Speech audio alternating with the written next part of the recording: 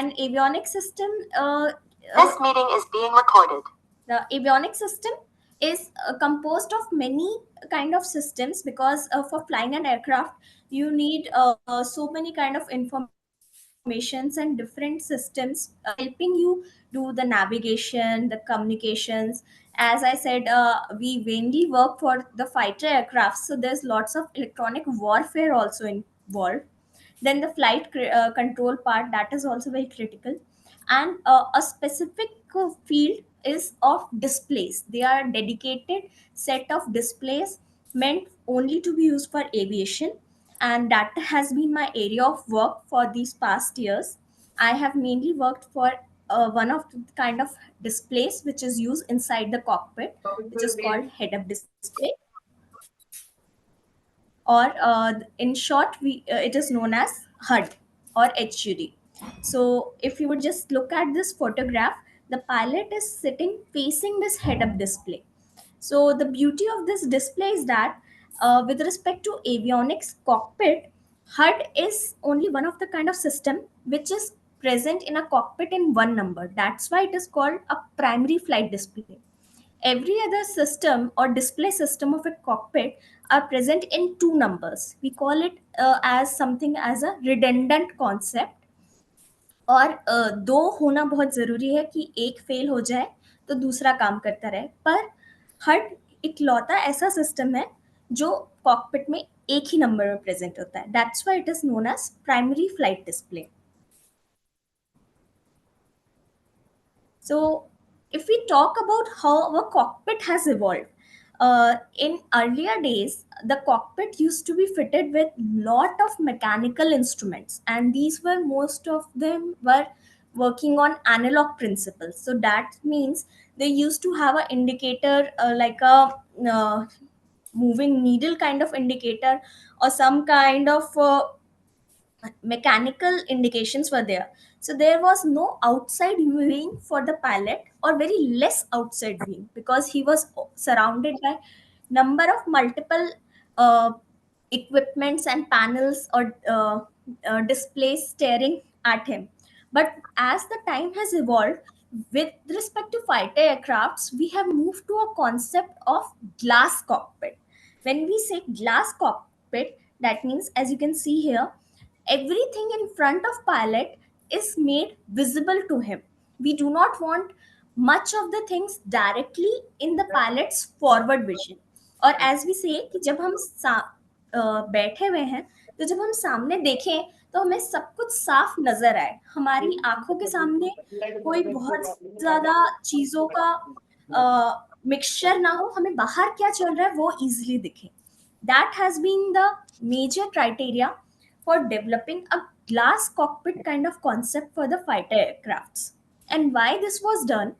Because there is a human factor which is called as situation awareness.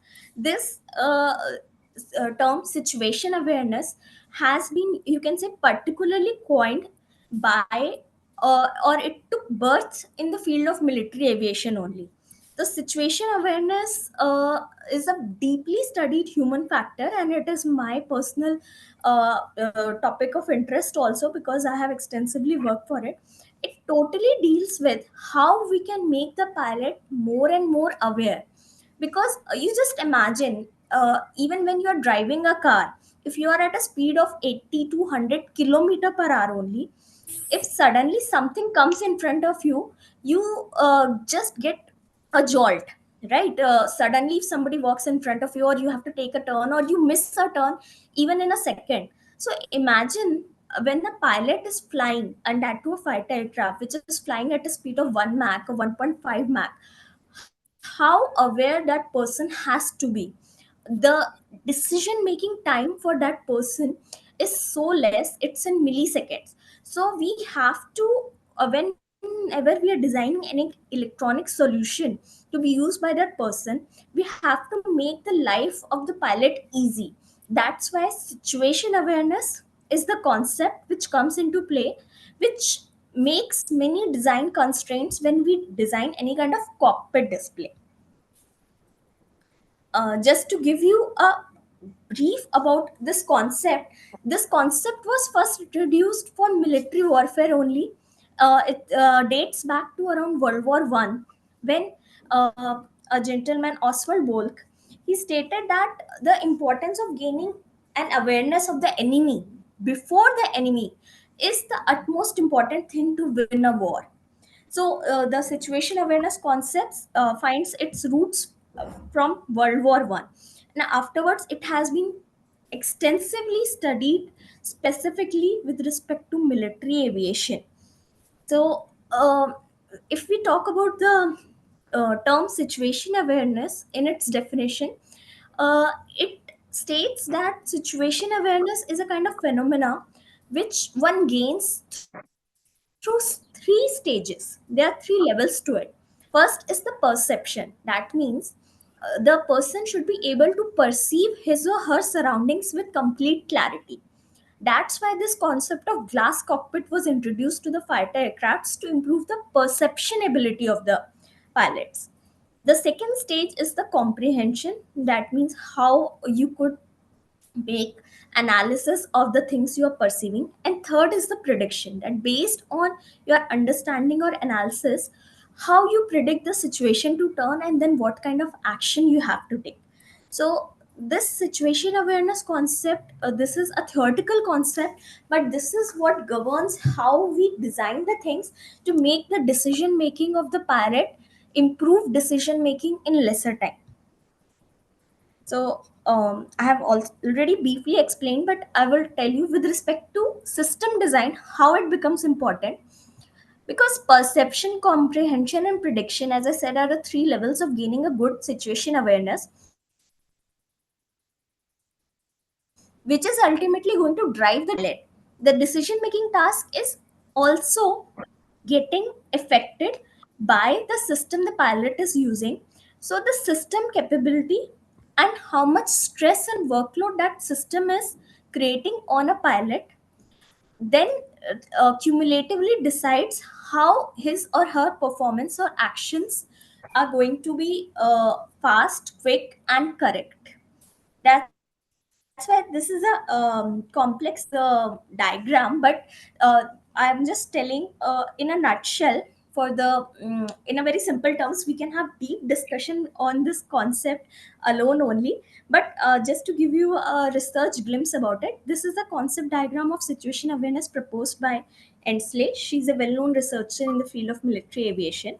But we will not delve much into it and move forward to our displays, which is the topic cockpit displays. So before I talk about head-up display, I would just like to show you how the primitive displays present in cockpits used to look like.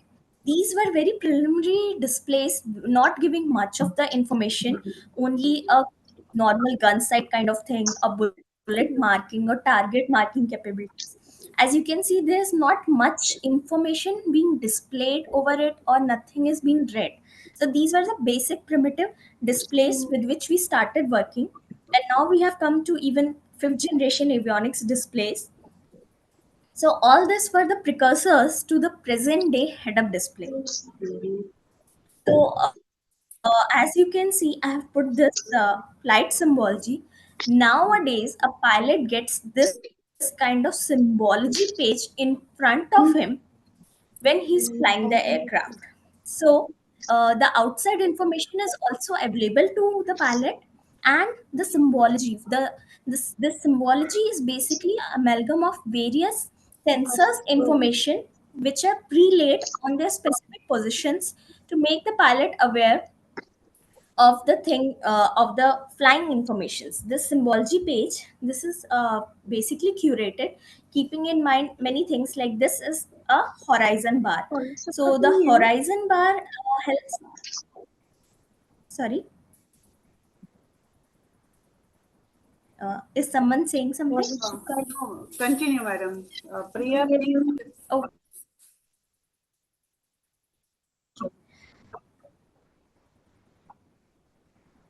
line. This is basically a horizon bar.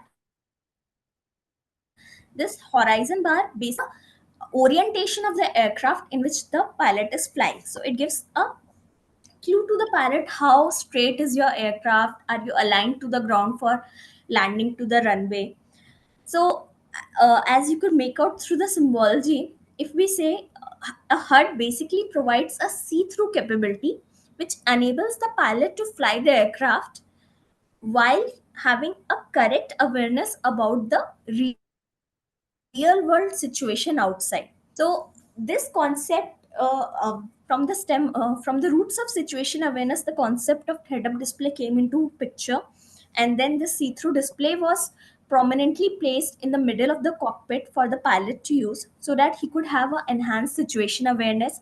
It would help in having a better landing accuracy, having a approach stability, and the pilot does not have to move his head continuously to other small dials to check.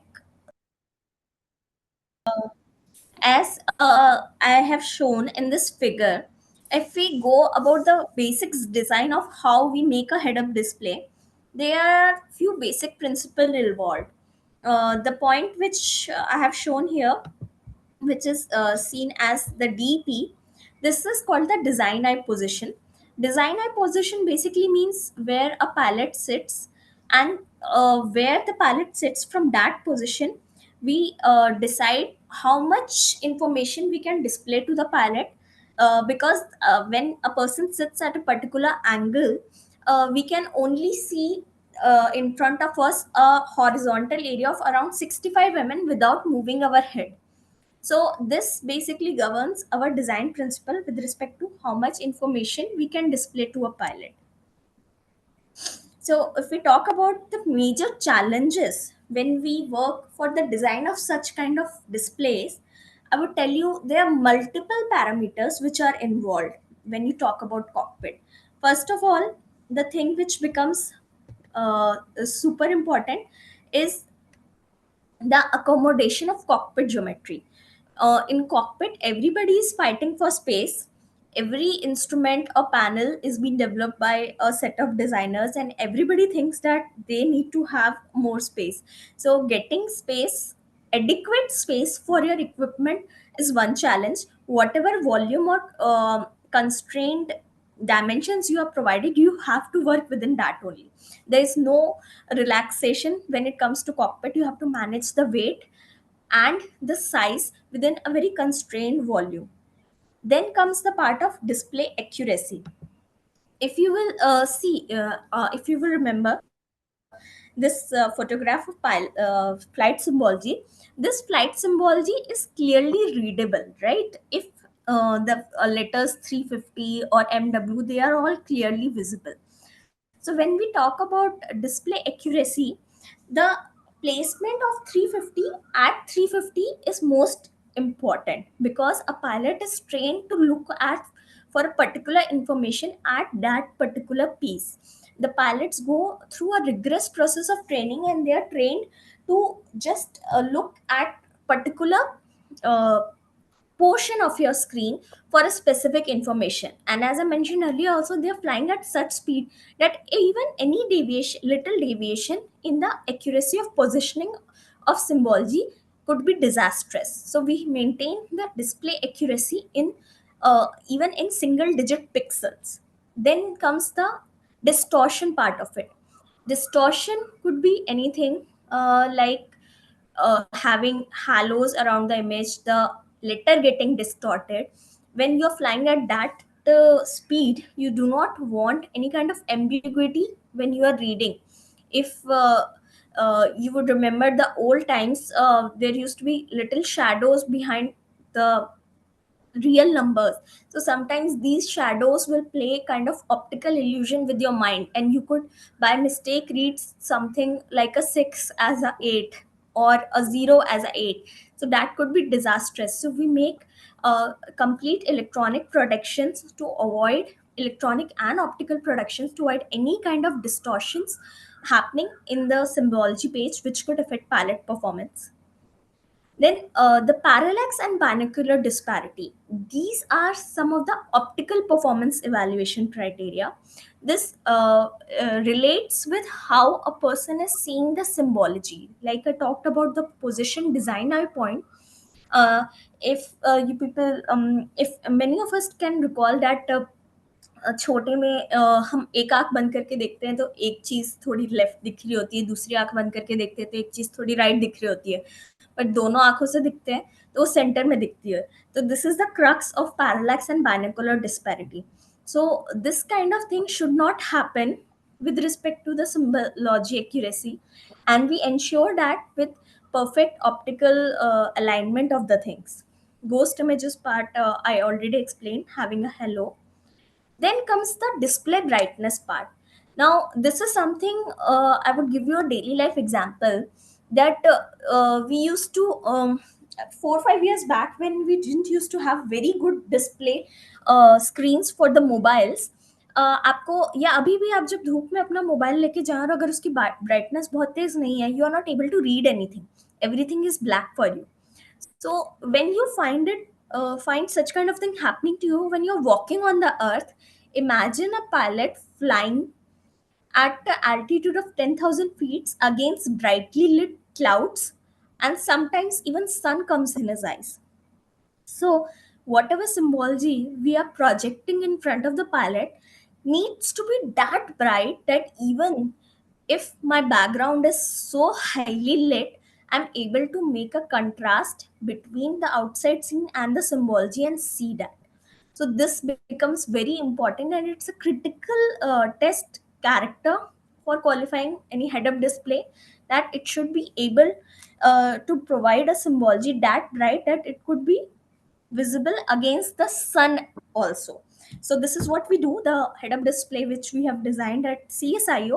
It gives you a very good sunlight readability. We have taken measures to ensure that the sunlight readability is there, and we also through design make provisions for the sun not to directly hit pilot's eye, and he or she shouldn't be sun blinded for even a second. uh, the sun glare part is something like that. Now, when we talk about tunneling effect, tunneling is that it's a concept with respect to situation awareness also. Like I talked about mental workload. Now, somebody can ask why in this page I see so much empty space in the center of this symbology page. But the density of the symbology page is decided so that we are not mentally overloading a pilot with information, because that is then going to confuse him more. So a tunneling effect could be due to mechanically placed boundaries or due to overload of the information, which is a strict no. And we ensure that only optimal amount of, and even with that, even this page is the full display page. We during the warfares we also have a declutter option where the pilot can particularly focus on only 2 or 3 things and rest all things disappear, so that there is a decision happening even in milliseconds or nanoseconds. Then coming to the part thermal management. Why do we need thermal management? Anybody can ask this.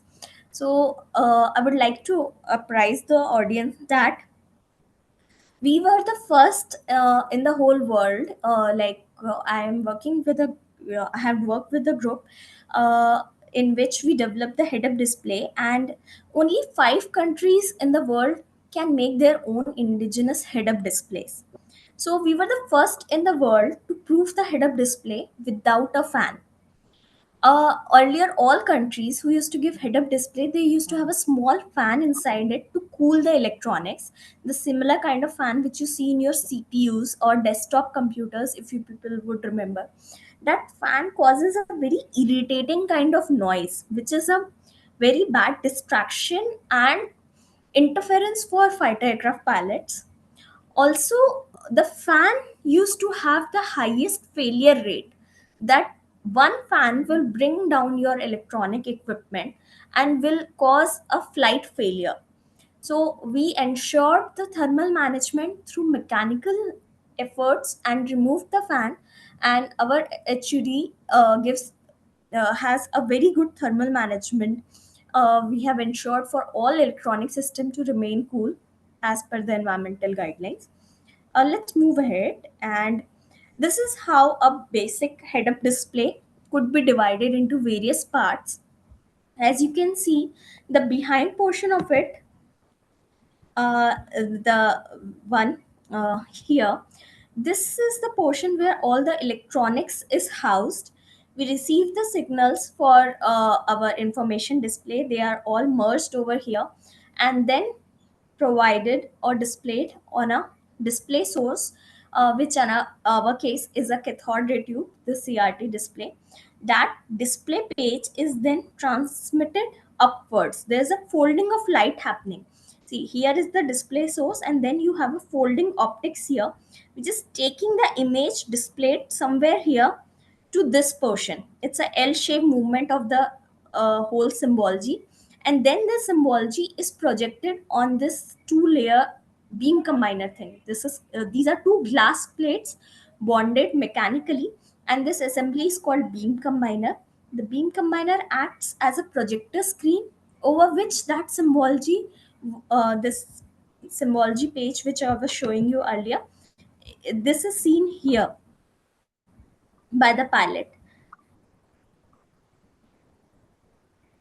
Uh, so this is how, when the pilot is sitting here, he sees this kind of symbology in front of him while flying the aircraft.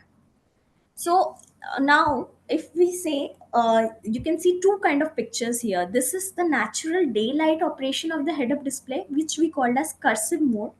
So during daytime operation, we are completely only writing, this mode is called cursive mode because we are only writing these symbology green symbol parts over the pilot's vision, and the rest is natural.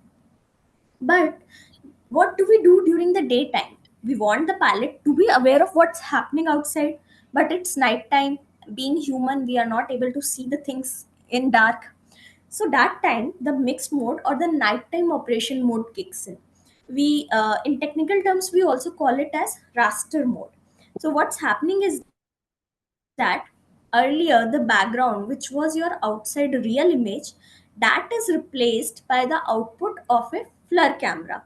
So a FLIR camera is an infrared camera. So infrared lights help us see in the dark due to the intrinsic property infrared operation. As we all know, infrared work in the manner that it captures the thermal signature, and that thermal signature is then used to create a image or visual of the thing in front.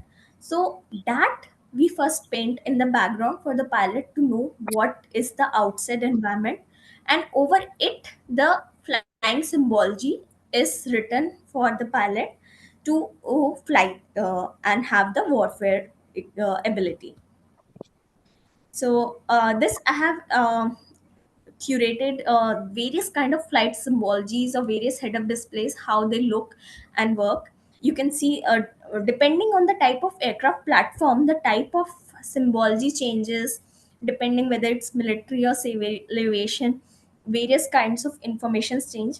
This cockpit diagram, if you would see, this is the cockpit of LCA Tejas, and this is here our head-up display.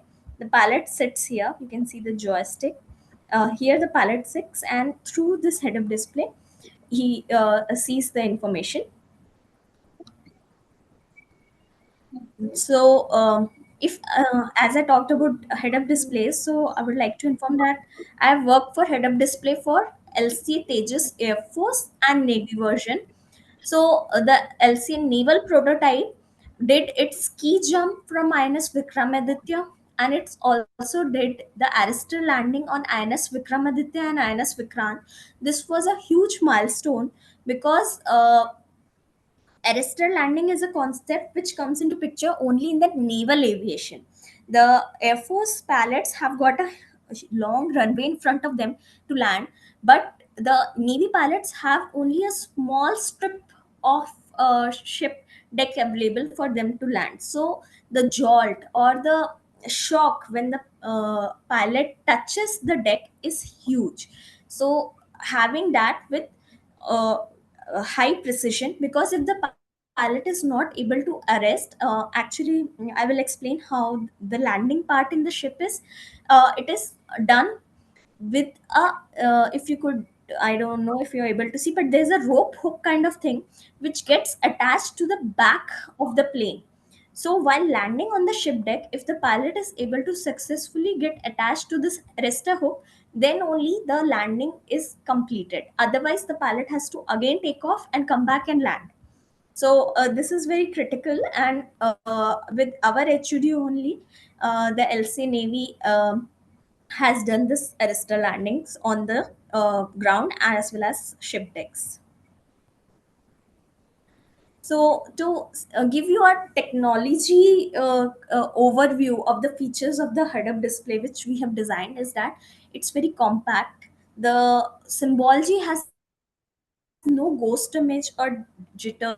The field of view which we are providing to the pilot, that means the total area of the symbology, the screen size which he's seeing is around 18 by 20, and we provide a display brightness of more than 2400 foot lambert. Ideally, we provide a contrast ratio of 1 is to 1.2, which is good for a pilot to see the symbology flying against the sun also. We provide multi-mode operation, as I explained, that is cursive and raster. It is completely noiseless thermal management. We report a very high reliability. MTBF is something which is mean time between failure.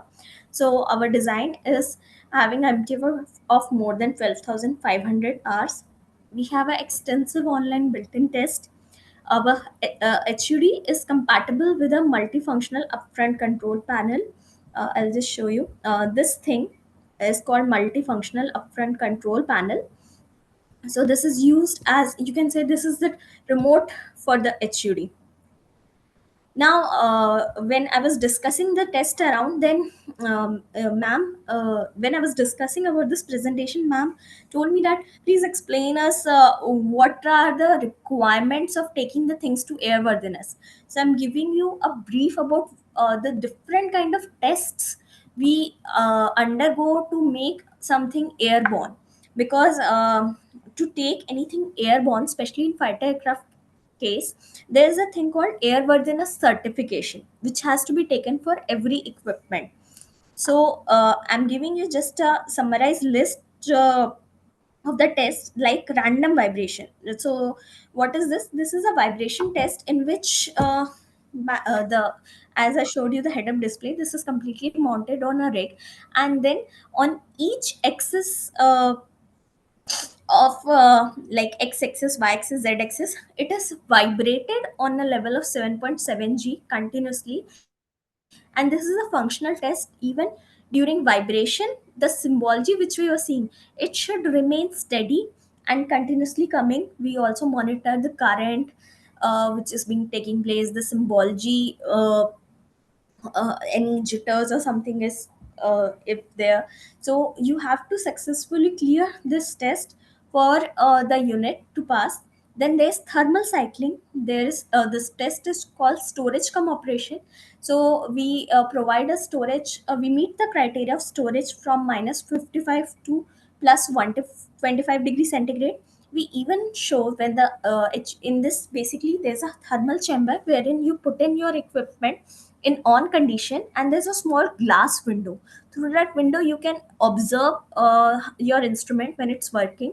So in our case we observe the symbology. So the HUD is operational for a temperature range of minus 40 degrees centigrade to 85 degrees centigrade. So it can work flawlessly in any kind of temperature range. Then high altitude test. For fighter aircrafts, we have to clear the 60,000 foot high altitude test. Then there's humidity testing, because the planes, they could be present in any kind of environmental condition. Like your fighter aircrafts could be placed at Leh or near the border, or for Navy case they would be at the coast. The humidity should not deteriorate the any kind of performance.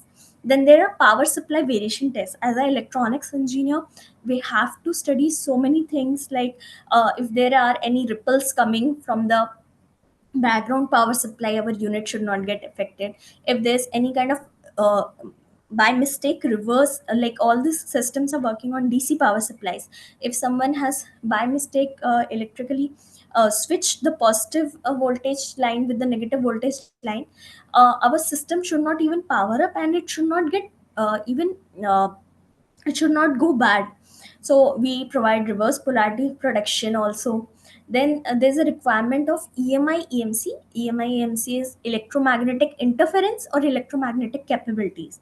Like since we are talking about fighter aircrafts, you all know there are so many warfare equipments, radar, then radar protection. So there are so many electromagnetic waves in which are present in the environment where the system has to work, and the system is electronic for its functioning. So we provide all kind of protection so that the electromagnetic waves of the environment does not interfere with the operation of our equipment. And then there are so many mechanical tests as I listed here: shock test, drop test, drip test, dust, salt, fog. Like the aircraft could be placed at Rajasthan and experiencing severe kind of solar radiation. So we provide solar radiation test and everything. So these are various kinds of tests which this equipment has passed, after which it has been taken on board for flying on a fighter aircraft. So just to give you a glimpse of how do we fare, so these are the specifications of the HUD developed by my group in India. We provide the best total field of view of 25-degree. For Tejas Air Force version, we are providing a field of view of 20 by 18-degree. We have the brightness of 2400 foot lamberts. We give a multi-mode operation. The beauty of our HUD is that we have even complete optical design control and thin film or beam combiner design control. And the weight of our HUD is also at the lower side of it, which is 18 kgs only. We talk about the technology impact which this technology has made. It was a it falls in the area of denied technologies, because this is a very high end technology. Having an indigenous technology in this sector keeps our hand up. We are not reliant on any other country to provide us this technology. When you have your own technology, then you have a hold on the defense sector and a independence in it. And most important thing is that the CSIO developed head-up display has a flawless record. This head-up display has never ever failed in any flight. And more than we are talking more than 3,000 or 4,000 airborne flights, and not a single failure has happened for this unit. This technology, until unless we had indigenously developed, one unit used to cost around 5 to 6 crores. But with indigenous development, we are able to provide the country with a reliable solution, and there's a at least 50% foreign saving to it. Uh, and sorry, are you saying something? No, Divya, I think you can continue, please. Okay, okay. So this was what we talked about the current version of it, but how does it future looks like? So I would just like to give you a glimpse that till date we were only using cathode ray tubes at the display source, but now we are looking towards organic LED based displays, scanned laser diode displays, digital micro mirror displays, and micro LED displays. These displays, which are in their stages of nascent development of technology, they are being seen as a replacement for the cathode ray tube source, because CRTs have become obsolete, and it's difficult to find even any kind of manufacturer for them. Earlier, we used to work with analog interfaces. With the advent of technology, even avionics is uh, fastly shifting to digital interfaces. So, we are now looking forward to moving to digital and optical interfaces. Plus, the HUD till date used to work in a slave mode. That is, whatever symbology page was sent from the back end to us, we used to display it directly. But now the need has arisen that we generate our own display page, so that there are more font options, customizability options, and that is what which we are looking forward to. And many optical changes are coming. Like I showed you, there were two glass plates. The future is that we are having a single glass plate combiner, giving more field of view and better clarity with respect to the uh, wavelength of the light which is visible through these combiners. Since we are talking about avionics on a whole, I'll just give you a quick run through of different kind of other cockpit displays available in the cockpit. So the HMD, this is the talk of the town and the most advanced avionics system now on board for a fighter aircraft. People want to eliminate HUD and have only a HMD in place because, as the name suggests, helmet mounted display, or you could call it as head mounted display. The pilot wants to wear it, and all the symbology which was seen on the glass plate could be seen on the visor of the pilot, and the pilot could see. This is basically the augmented reality and virtual reality coming into play.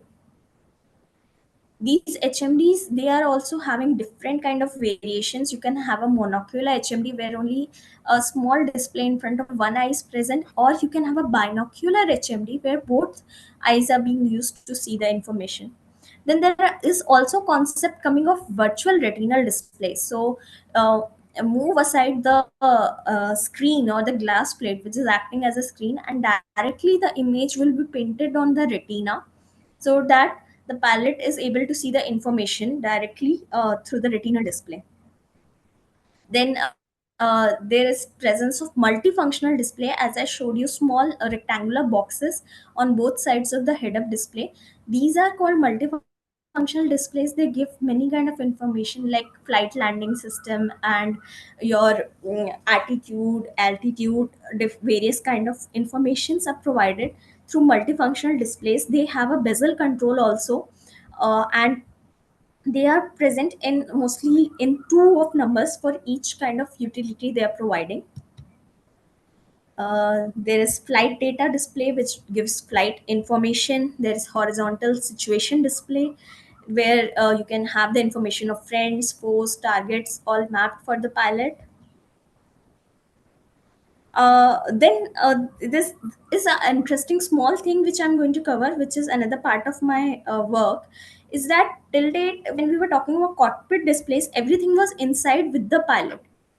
When we talk about the aircraft lighting systems, they are also part of avionics, but they are present on the periphery of the aircraft. So the environmental qualification challenges become much more high. So this is also part of my work where I have worked for making the aircraft lighting systems, as you can see, for the wing navigation, fin navigation, the tail lights.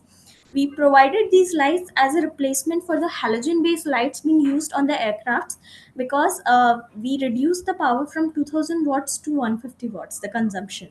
And these lights have been designed with LED source, so they have better uh, uh, as you can see, I have listed the features. We provided it with lightning protection, AMI-MC production, NVG compatibility. With halogen lights, it's not easy to synchronize the flashing pattern of the lights, but with LEDs, it's much more accurate and pinpointed, and synchronous activity is there. We are also providing the infrared and covert mode operation. And earlier, when there were halogen lights, how they used to make color is there used to be a plastic perspex cover on the wing. That perspex color used to act like a colored filter, and then you would see the light. So the light would get bad even if your perspex cover, which was made of acrylic, used to break. It used to have a number of screws, so even change, if the filament goes bad, you have to remove that cover and then change the filament. This removing and putting back the cover would add breakages or lines on the perspex cover itself. It was a great maintenance hassle for the guys, and with the LED solution they are now very happy. We also made LED LED based taxi landing lights, and these are our lights which were flown during Republic Day also with the LCA Tejas flight. You can see here earlier there used to be two glass based halogen filament lights which could not be put on for more than 10 minutes. You should imagine 10 minutes for a pilot. It was a nightmare for the pilot. During nighttime landing, it used to be a hassle. With our lights, it could be switched on for more than 2 hours, 3 hours, whatever you want, and there's no heating issue, no breakage issue, and the distance which it illuminates is also far better than what used to be with the halogen. We are providing a white cool color which is pleasant to the eyes, meeting the aviation standards. And just to give a glimpse to our future generation what are the possibilities in this area. There are numerous possibilities if you work in this kind of technologies. Nowadays everything is getting into the domain of augmented reality and virtual reality. So be it healthcare, be it your maintenance sector, or be it your industry sector, you have application for this kind of field. If you like this concept of displays and optics, you can pursue any kind of career, and there's no limit to the applications of taking this technology further. So that was all from my side, signing off, and I really apologize for any kind of audible uh, case, and I'll be happy to answer